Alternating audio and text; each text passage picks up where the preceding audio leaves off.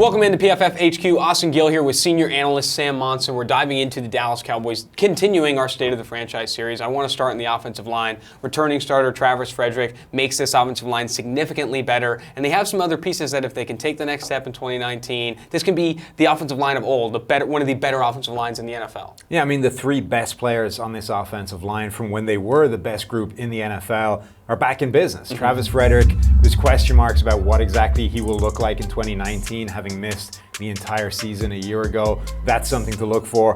Whether we ever get the true great Tyron Smith at left tackle is still another question mark as well. And then the other two spots that aren't the sort of future Hall of Famers or the perennial All-Pros, how is left guard Connor Williams going to do? How is the right tackle situation going to be with Lyle Collins? But you're right, this has the potential to get back to where they were at their very best, and that's what this offense needs to be as good as it needs to be, because Dak Prescott probably isn't going to be a top 10 quarterback without that help. Zeke Elliott on the ground needs that kind of help as well. This offensive line last year was more of a mid-tier kind of unit. They ranked in the middle of the pack when it comes to pass blocking, 169 total pressures given up.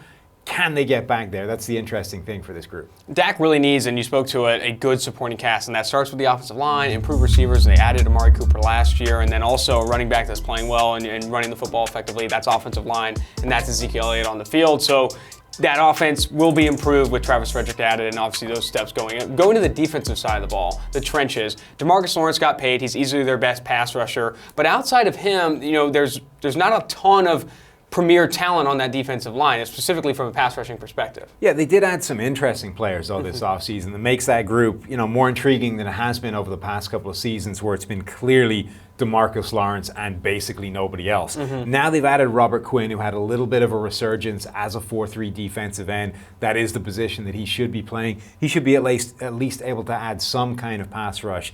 They added a guy in the draft, in Tristan Hill, in the second round that a lot of people were surprised went that high, but he was someone that jumped off the tape when you were doing his games throughout college. There's a lot of untapped potential there, and I think his ceiling is pretty high as a rotational body. And then you add guys like Christian Covington, Antoine Woods, a defensive tackle as well. There are guys there that can make an impact even if they're not superstars. Plus play from any of those guys outside of DeMarcus Lawrence is going to make this a better pass rushing team. And fortunately for them, they have a very good coverage unit as well. Leighton Vander Esch and Jalen Smith are two of the better coverage off-ball linebackers in the NFL right now. And they also have Byron Jones, who had a breakout season at outside cornerback. There's so much talent in that back, that back half of this defense to where this coverage is going to be very good whether the pass rush is good or not. Yeah, moving Byron Jones to cornerback was, an inspired move for them. From away from safety, moving him corner dramatically improved all of his coverage numbers. He became one of the better sort of cover one, cover three type corners in that system. A huge long guy that can play press man coverage extremely well.